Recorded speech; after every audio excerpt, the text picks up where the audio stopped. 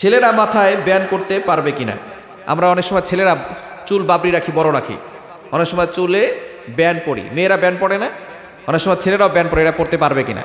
যদি মেয়েদেরকে অনুসরণ করে পড়ে অথবা কোনো গায়ক গায়িকা নায়ক নায়িকাদেরকে অনুসরণ করে পড়ে তাহলে সম্পূর্ণরূপে হারাম, এটা পরা যাবে না। কিন্তু যদি চুলগুলো এলোমেলো হয়ে যায়, এলোমেলো হয়ে যাচ্ছে, অথবা ঘরের ভিতরে সে চুলগুলো একটু ভালো করে রাখতে চাচ্ছে, তাহলে সে ব্যান্ড ব্যবহার করতে পারবে।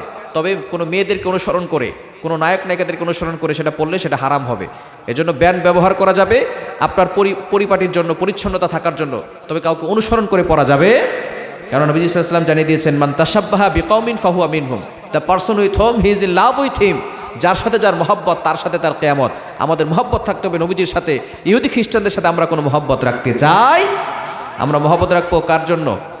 আল্লাহর জন্য রাখবো, আল্লাহর নবীর জন্য রাখবো। পারবো তো ইনশাআল্লাহ?